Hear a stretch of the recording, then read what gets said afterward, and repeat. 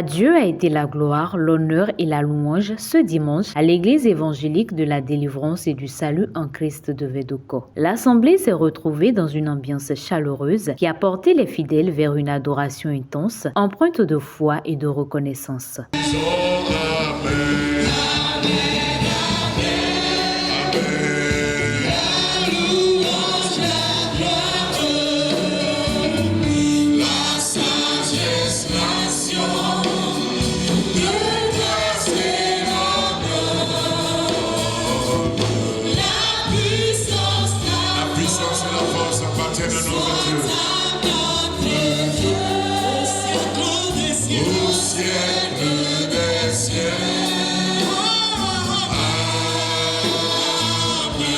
Dans cet élan spirituel, la chorale a entonné un cantique qui proclame le nom merveilleux de Dieu.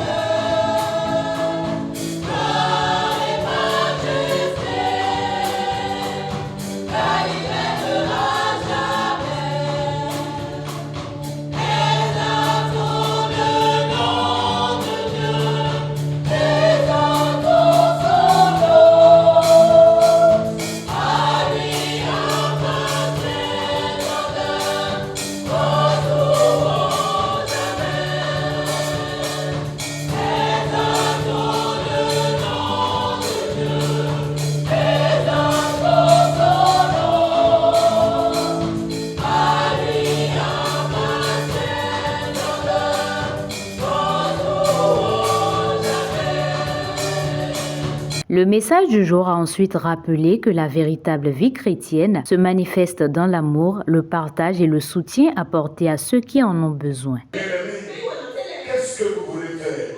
Il y a plein de choses à faire dans la vie. Mais le Seigneur, il vous recommande d'aider vos semblables. Que nous aidions nos semblables, nos frères, nos sœurs, nos voisins, nos concitoyens. Que nous allions proches de nous ou loin de nous.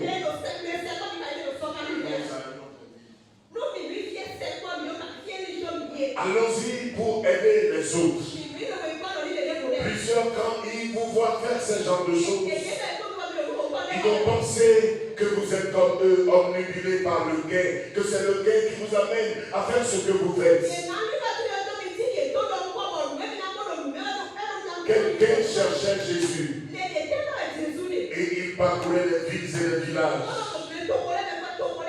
Comme on nous a dit cela dans le livre de Matthieu chapitre 9, verset 35. Jésus parcourait toutes les villes et les villages, enseignant dans les synagogues, prêchant la bonne nouvelle du royaume et guérissant toute maladie et toute infirmité. Quel profit dirait-il de cela? C'est à cause de la compassion de Dieu, de l'amour de Dieu. Le verset suivant, verset 36, on dit, voyant la foule, lorsque Jésus a vu la foule, il fut ému de compassion pour elle. Est-ce que vous ressentez la même chose que Jésus? Quand vous voyez la foule de gens, les gens aussi nombreux qu'ils soient seuls ou nombreux, est-ce que vous ressentez cette compassion en vous? Ne soyons pas insensibles à la douleur de plusieurs qui sont couchés dans les hôpitaux, des gens qui sont en prison parce que le vice les a liés, ou peut-être parce qu'ils sont innocents et se sont retrouvés là-bas. Est-ce que nous pouvons avoir de la compassion pour ces gens? Des gens qui peut-être dans leur distraction pour échapper un peu à leur misère. Ce que Dieu veut, c'est que cette compassion nous habite et que nous puissions chercher à faire quelque chose en leur direction. Alors tu parleras au nom du Seigneur. Quoi que vous fassiez en parole, et les paroles que tu vas leur dire en ce moment, ce ne sera pas de la plaisanterie, de la bouffonnerie. Bon, beaucoup de gens le font pour faire rire. Toutes les fois, ils parlent, ils vont parler. Les gens vont rire. Il y a plus sérieux. Il y a plus sérieux que les petits soucis que les gens ont. L'enfer est une réalité. Il est réservé aux hommes de mourir une seule fois. Après quoi viendra le jugement de Dieu.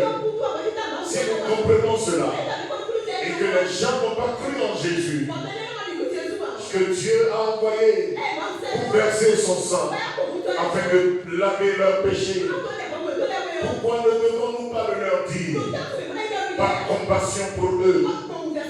Plusieurs, ils sont malmenés par les démons, les sorts mauvais qu'on leur a jetés, les sorciers qui les tiennent dans les liens, les problèmes qu'ils ont dans leur vie.